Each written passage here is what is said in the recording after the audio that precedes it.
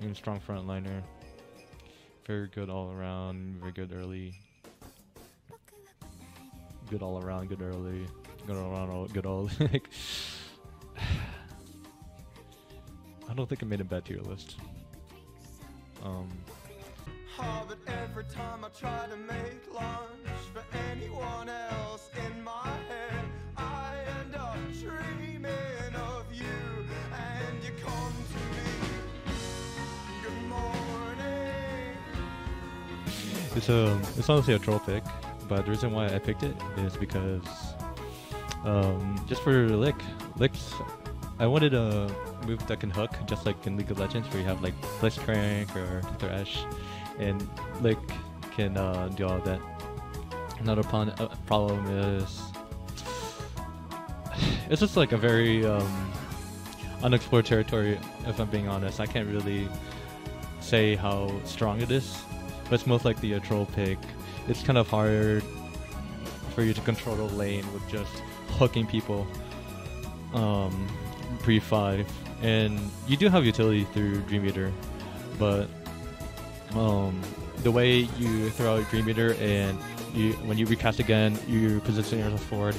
It is a new style of support that is really hard to pull off, and it should be figured out more. So as of right now, I think Gengar has potential just for the hook alone, and can potentially position towards a more carry support, where you're going for a lot of roams, and not only just roams, but you also have Dream Eater to single out enemies.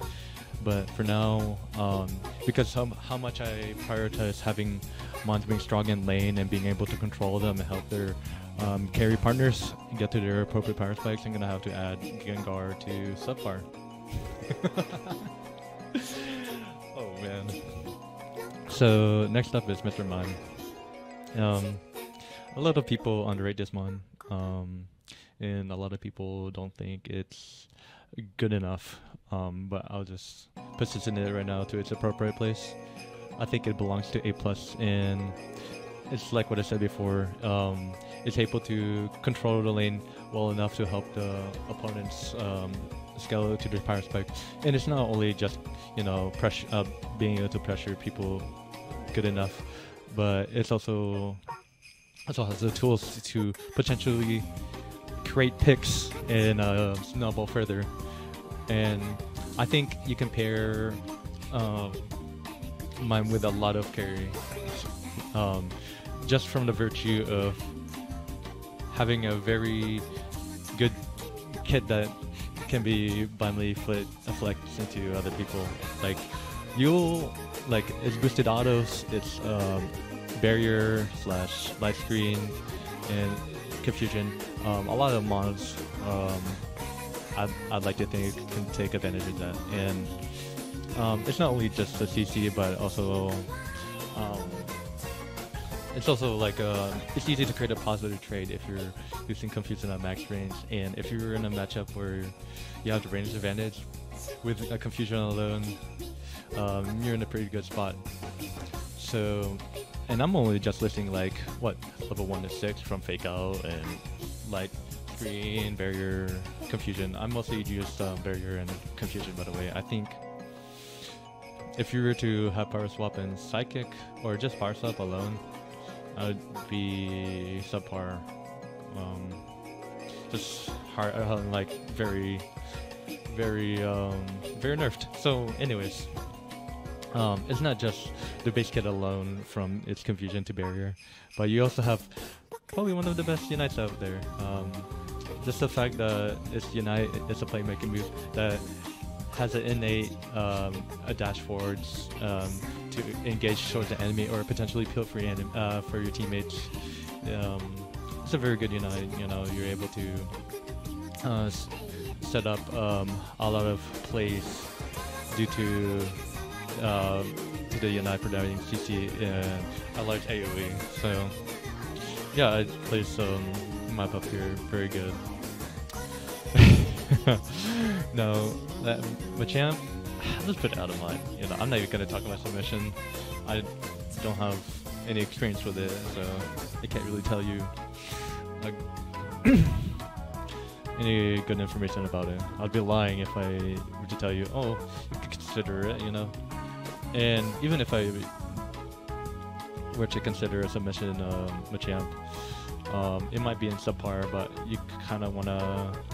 I kind of want to see how good it's, how necessary it is to have level 5, or how well can it thrive pre 5. And its base damage, its bulk, its movability, how much you can get away with stuff, etc. That's why, yeah, you have a lot of unorthodox picks here. Anyways, Snorlax. So Snorlax is my main. Lower the sound. It's distracting me. But I believe Snorlax should be an A+. There's a lot of things. It's very good in every phase of the game, especially early with tackle. And like I said, what makes a good Mon is one that's able to help your opponents win lane and be able to be the dictating force of why you're winning that lane. And tackle is a huge reason for that. And not only is tackle really busted with its CC and the amount of damage it deals, especially with like boosted auto, tackle boosted auto, but you also just a lot of things. Just a lot of things, man. There's a lot of nuances that make like high up there. Gloomy is a pretty good. It's a very huge crutch. You can get away with a lot of like extended trades just because Gloomy can bring you from 1/3 of your health to full. And Gloomy also helps you rotate faster when you want to rotate to another lane. Another big part of lax, I don't want to drag this for too long. Well, man, just a lot of things like blocks. You know, it feels for you. You can set up for your opponents by pushing them towards you, and that's just like scratching the surface. It allows you to, you know, frontline. You don't have to necessarily engage with the heavy slam. You could just walk up to them, and you're always waiting for them to, you know, you're just there at the front line, just punishing them. You're playing footsies, and unstoppability with a block also makes it pretty good alongside this shield.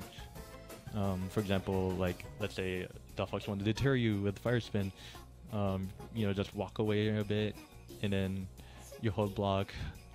Fire Spin goes towards you. You're unblockable, and you can possibly inch forward into a heavy slam into Unite.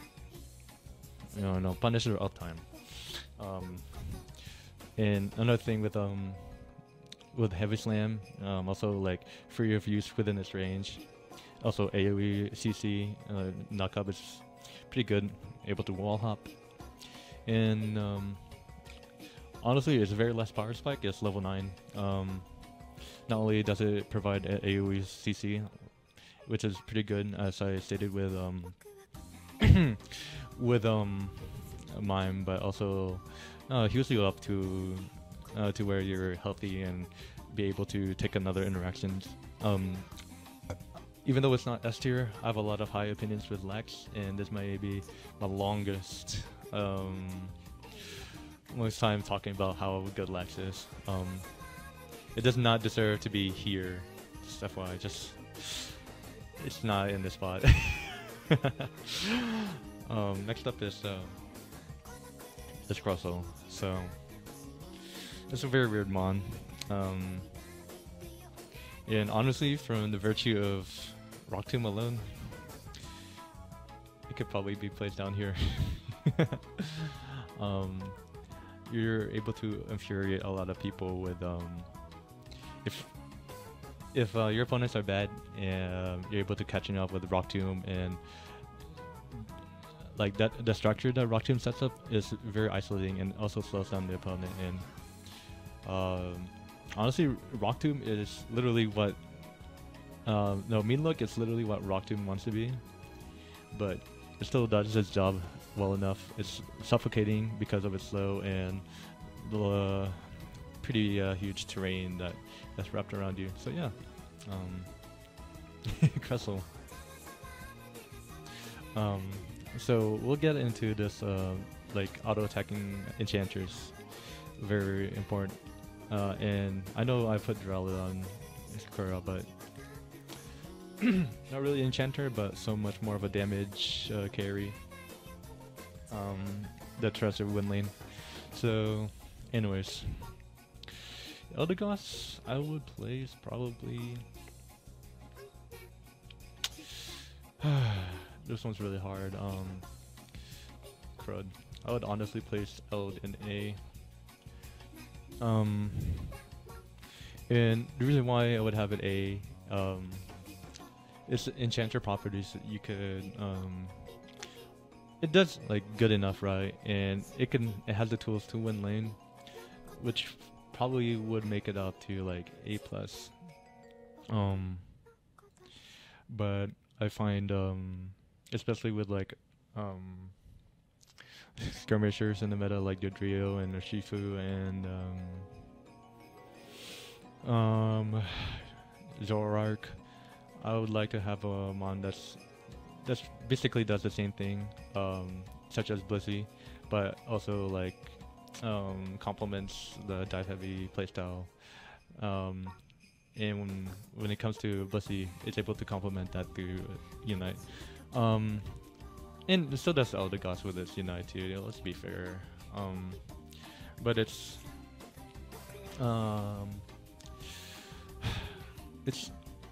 neutral game when it's like doesn't have like Unite up in team fights. Damn, honestly, it can win lane because of its autos, but I'll just keep Eld up in A.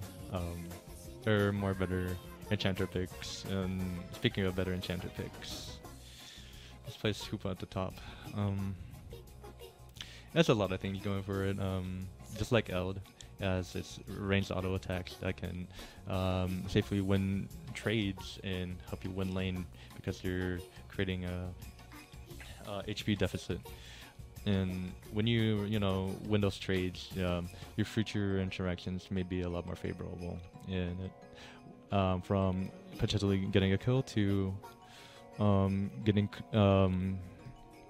control of the lane, getting control of the center stage. So yeah, just like the fact that you have autos going on is pretty good. A lot of things, there's other things that are going for it. And the main thing I do want to highlight is Hyperspatial and its Unite. Just very good macro tools and very good tools to help your team sustain and keep them healthy. But like, it's not only just a tool to keep people healthy, it's also a tool to, a very great macro tool, and offers a lot of creative plays. Same thing with level 9, and not only does it create not only is it a really good macro tool, a lot of creative shit you can do from being able to gather everyone from across the map, or having using it as a tool to, or using it as an escape tool for others in case their engages go bad, or even just like a steroid itself. Yeah, just a lot of creative utility positioning was from the Unite, and the story being like you turn into Hoopa Unbound is also a pretty good steroid as well. You have an AoE stun. I don't know how long it lasts, probably like a second, but yeah, just it's a thing. Next up is Duraludon. Honestly, it's subpar. Duraludon is the epitome of auto attacking supports where you try to win lane, but where I find myself being worried is what happens if it faces a matchup where the opponent have a range advantage, and I believe that the Sigil is probably high up there in draft, and it's not very favored for Duraludon. Not only that, A9 is also favored and probably suffers in that matchup because A9's Blizzard Avalanche combo outranges Duraludon's auto attack range probably. So yeah, just like not very favored laning wise, but it does have other utilities. Another mod that can damage people, potentially controlling lane, etc. I don't want to go on it for too long. It's a very niche pick. But honestly, I should pick it up and start picking S tier mods. And speaking of S tier mods, I'd say it's up there. It's ordered. So let me order them real quick. Yeah. Leopard's got to be out there. Has the tools to run lane, beating it like a dead horse. Has a lot of sustaining tools with its boosted autos and being able to proc boosted autos via water pulse. And has a lot of CC tools with Ash Sard and Bubble Beam. Bubble Beam is such an amazing move. You want to take advantage of the lingering bubbles like second defender holding front line. And it CCs people, and with a lot of EVs out there that have CC immunity, it helps proc those passives. So yeah, and very lasting. Not only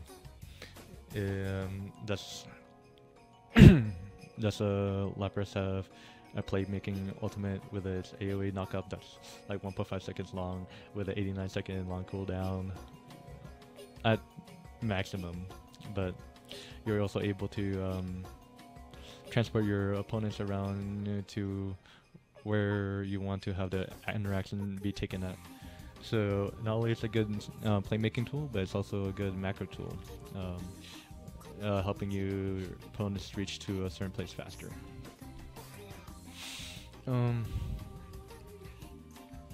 As much as I want to put Chandelure up in here, it's got to be B+.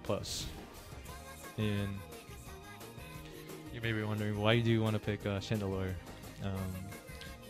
Litwick is very weak early. So with Litwick, you want to... most of the laning phase with it is harassing your opponents with your long range pokes, and you have an AoE stun via Will-O-Wisp. So it may be weak when it comes to securing, and it may be a bit squishy, but it does have the tools to it has enough tools to thrive in the laning phase. You don't necessarily try to create leads, but rather you're making lane even. And the reason why you want to make your lane even and make your lane opponent's life miserable is because when you get to level 5, you have a pretty good damaging tool. Not so much flamethrower, but more of overheat. Not only do you have those damaging tools, but when you get to level 7 is probably the best part of Chandelure's kit, is because you have Imprison, 0.5 stun, and also has an AoE silence. And with a lot of mons in this meta being dive heavy from Zora to Blue Urshifu to Dodrio to potentially Leafeon now, right? Silence is able to have a leg up here because it'll be a lot harder for these divers to make it out once they're silenced with the AoE in prison.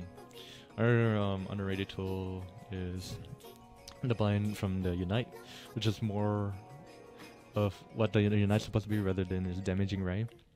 So it's blind. You don't know how people want to position. You don't know, and it creates a lot of chaos. So yeah, just like just like that overall, I think. Oh, and another good thing, especially laning and keeping lanes even. You have your dots from your embers and your boosted autos, and it will help a lot when you're trying to prevent opponent laners from stacking. If your opponent's coming to you and they're not touching their farm and they're trying to entertain scoring, you're winning because you're slowing down the progression and they're gonna get to their fire spikes a lot later if you play it right. So yeah, just I really want to put it A+. Imprison's such a good move, but it's more of it's A+ counter. It's A counter pick, A tier counter pick. You know, you mostly want to draft a Chandelure. It can be it can serve as a flex, and you want in a draft where teams are a lot more bulkier from its carries. Blastoise, Rapid Spin Blastoise and carry Lapras. If your bulk becomes more comp becomes more bulkier, you probably do want to consider this. Also this, and this, but also this. I have a lot to go through. Same old shit tier mons. That's not good. That's not good. It's pretty good.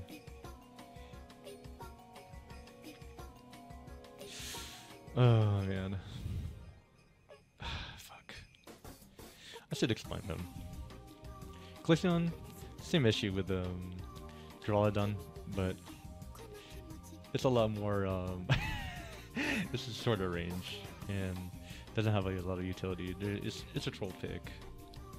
Buzzwell, you're not a Monito level 11. It's a lot harder for you to engage. It's probably a counter pick and potentially might be in B, but it's hard for you. It's hard for you to engage. You're not as bulky and you're not a Monito level 5. You're like when you're playing Buzzwell, you're typically a flash superpower bot, and you don't have a lot of agency when you play Buzzwell, so I'd keep it at subpar. Goodra is very very undeveloped meta. A lot of people, I haven't seen a lot of people make the most out of it, and neither have I, right? It has a lot of potential from bubble tackle alone with its boosted autos and gooey passive, but its mid game is probably where it's weakest. Sure, you can catch out a lot of people. Sure, you can CC a lot of people with acid spray, or slow people down with muddy water, or try to make yourself bulkier. Especially with its Unite. Unite, it got a pretty huge buff. I would have considered it subpar if it wasn't for its Unite. 89 technical cooldown. Every minute you'll have your Unite up, and it may be you know, game changing, but I personally, with all these like top tier picks, I don't think Gudra has the ability to match.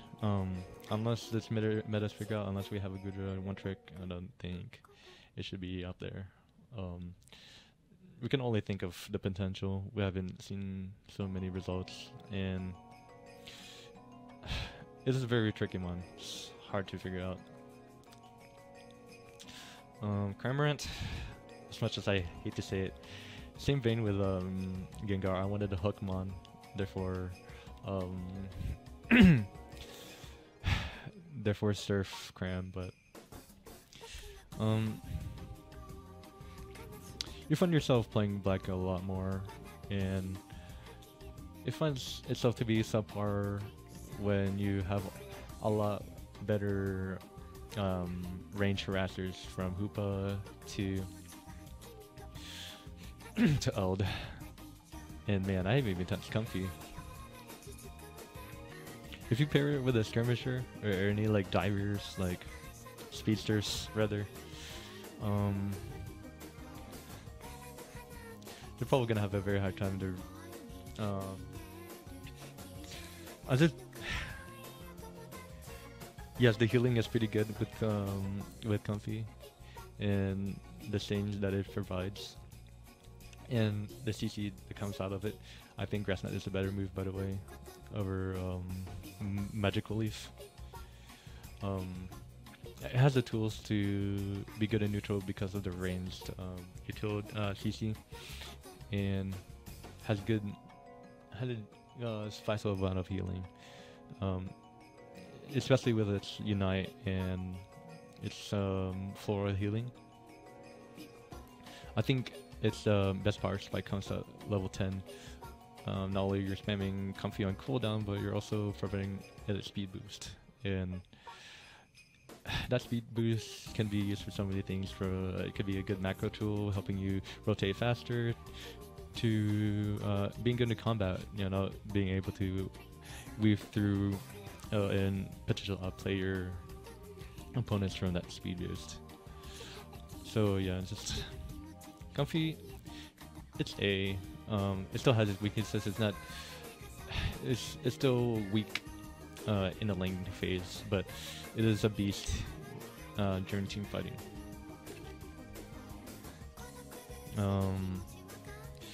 Speaking of mons that are weak in the laning phase, we got Blissey. But yeah, you may be wondering, why do you have Blissey at A+ when you have all these other monsters not only strong in lane but good enchanters? I think it's mid-game alone, and the utility provides, and how flexible it can be in picks, from being a healer to being helping your certain mons being CC immune, to giving your opponents an attack steroid and potentially having a AoE nuke with a Unite. Just a lot of potential, not a lot of potential, a lot of good utilities are coming out of Blissey. Blissey is a Swiss Army knife. It may not be as strong in the laning phase, but it can also still suffice. Like, Pound is a good secure, essentially is what I'm saying, and it has enough to be good in the laning phase, and it's just a Swiss Army knife of supports. It has good heals, good peels, potentially good setup,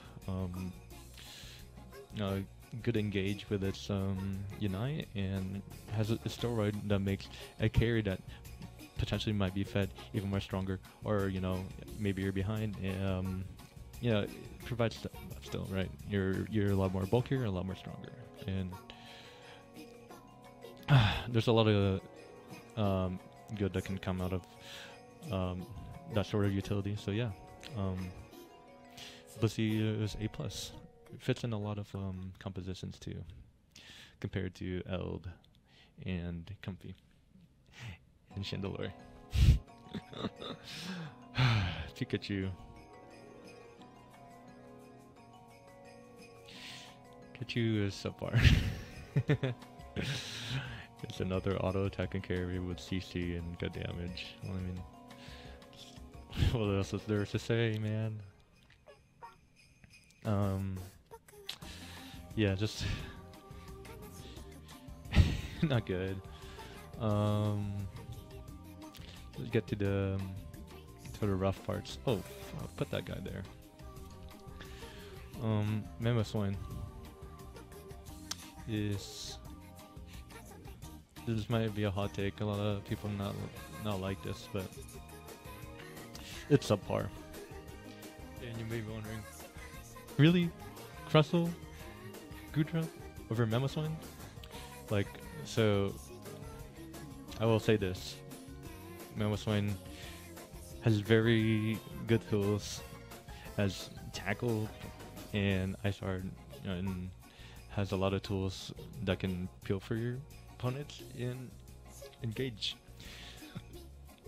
My problem with um with Mamoswine is that it doesn't have a lot of bulk because of its lack of sustain, and that's problem number one. Problem number two is its moves are pretty linear to a point where you're just a two-button fucking bot. You use Ice Shard, you neutral, or you use Unite. You definitely don't want to pick. I mean, if you're sure, you can probably catch people out with it.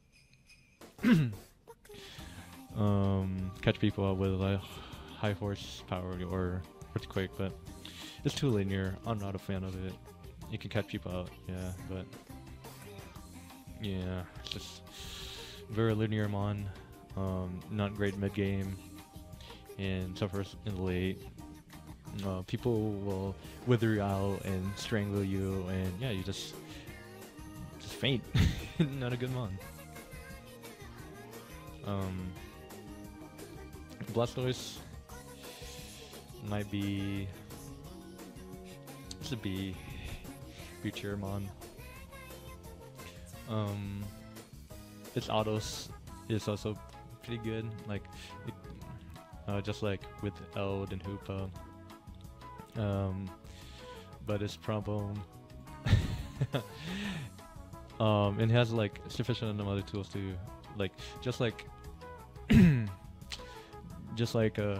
Mamoswine, like early on, it does have a dash that can that has CC in it and can dash forward. But not only that, you can also Everybody, welcome oh to the my god. podcast. Is that your like? Bubble.com and buy our Wait a shirts. minute. You followed me. You followed me. Thank you for the follow, whoever did it. Oh my. Let's get back to this. What was I saying?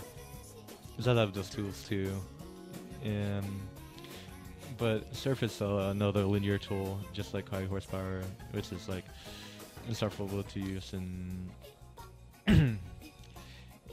in neutral, but it does synergize well with Unite, and Unite probably makes it good. There's not a lot of things to say. I'm not really confident with Blastoise, if I'm being honest. I'm just talking out of my ass, but it's there.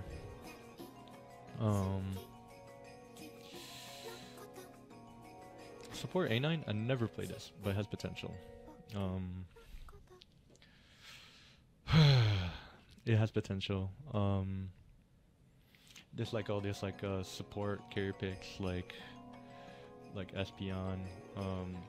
A9 has that too, and when certain matchups, like it's Powder Snow is a second lower than Fake Out, and it suffocates people out. Like, and you also have a huge power spike. You have a huge power spike at level 4 into level 6 into level 9 into level 11 potentially. That's just the fact that you have good base damage and has a lot of provides a lot of disengage, makes, and actually A9 to B+. There's potential, I see. Just the damage and a lot of disengage CC, and potentially could lead up. And something I haven't said about these two, Mime and A9 and Crustle, they have obstacles that not deter but like make enemy monsters unable to pass through, and with that you can retake potentially, because like your enemies don't want to be around objectives. It's just, that's not the main thing.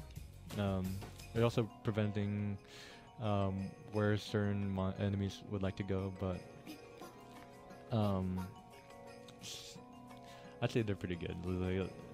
They're on obstacles. Clefairy is very overrated, and I place it up in B plus. Reason why?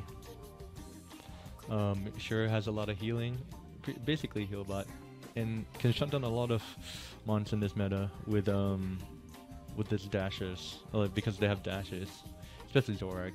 Zorak hates this matchup, and this is probably should only be drafted when Zorak is counterpicked and you're in a later part of the draft. But these speedsters, these divers, they don't have to interact with you. They win 1v1s alone, and they're like,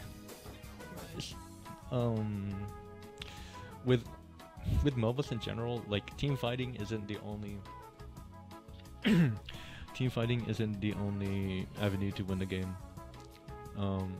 Sure, it thrives in team fights, but only if you let it. If you don't interact at all, Clefairy is not going to get a lot of value. So I'd say it's B plus. Wigglytuff might be up here, right? But its meta is also still figured out, and it's also not doing too hot because it does have to be. It doesn't have unstoppable in this base kit, and Raw might be good. There's a lot of potential, and then like this mon is very unfigured out and very undeveloped. All the good things going for it: AOE, cleanse, and shield, and unstoppability. Sing is a very good AOE CC. And Q-Charm is a very obnoxious move.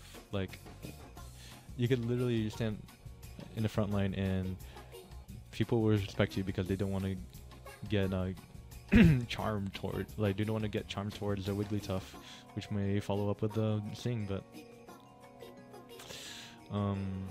it does have its weaknesses. The fact that you have to get close, or the fact that your dashes don't come as instantaneously, or it might not flex very well into a lot of comps unless, like, honestly it requires just one diver, and it can synergize with that pretty well, but I'm not too confident in this placement, but I think it has a lot of potential to a point where it's like B+. I'd rate it like this, right? So bro, it's not, I don't want it to be like the hot take mon and put it to A+. It's still S. It is weak pre 4, and you do have to be a secure bot, and you do have to play for 4, but teams are coordinated enough to help it get to 4, and once it gets to 4, it's a monster in every phase of the game, from Surf to Scald, deterring people and having good tool neutral with Scald and AoE slow, and having the range advantage and the dots that prevents people from scoring. But you also have Surf that's, it can peel people away from your carry. It can push people towards you. It's a lot of good things going for it. Amnesia is probably another big part of Slowbro being able to stand there in the front line and get a second win from Amnesia alone. Another underrated aspect of Amnesia, besides its making it bulkier and healing it, is unstoppable. When you if you time it in a certain way, you're able to stop certain you're able to make enemies engages fail. Not the best way of wording it, but unstoppable from Amnesia is pretty good. And yeah, you have two more two more power spikes to highlight, which is slow beam, probably the notorious part about Slowbro. Where it can even go through unstoppable and just like locks, singles out the opponent's, locks them into place for around like 2 seconds, 2.5 2 seconds.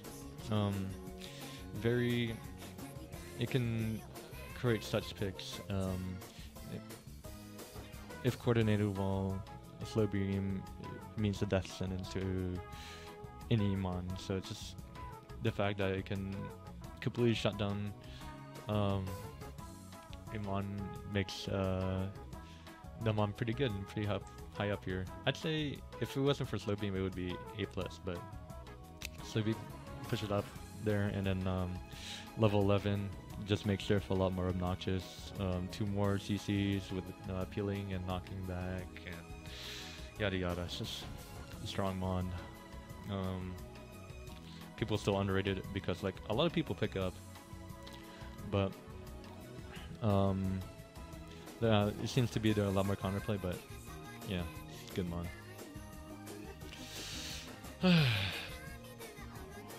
Subpar. That's technically like an all-rounder, honestly. There's no good utility other than just like level 9 Unite and knocking people up with Belch. But you can also, it also has counterplay too, so yeah, just not a good mon. Probably the weakest out of all the supports. It should be slotted into a K roll, and even then its K roll is not even that good. Another hot take, possibly. Probably because I don't know how to play Trevenant mid game correctly, mid to late correctly, but a B+. It is very strong, the fact that you have a low cooldown CC and CC, but like I'm just not a fan of it. You do have to help it make it to level 5, and by the time you make it to level 5, you don't feel like you make as much impact as you could with Mime or Blissey or Slowbro or Snorlax or even Lapras. B+. I hate them on. It's stupid. Honestly. I'm conflicted. Even this does better pre-5 than this mon. But my thing is like, I literally don't know how to play very well. So, keep it at B+. It might even sink even lower, or my rate has higher once I get higher opinions, right? Sableye used to be A, but I gotta bump you to B. You're already at a balanced state before at A tier, but you lose a lot of bulk, and you have a lot less interaction, and those interactions you have a lot less rewards because your attack stat went down. You don't deal as much damage anymore. But still very good CC from Confused Ray and Knockoff, boosted autos, especially from Shadow Sneak boosted autos and your level 8 recall CC, but like Sableye is very niche and requires a lot of things for it to make work. A lot of things. You know what? I'm gonna resort to is undeveloped, so I'll keep it there.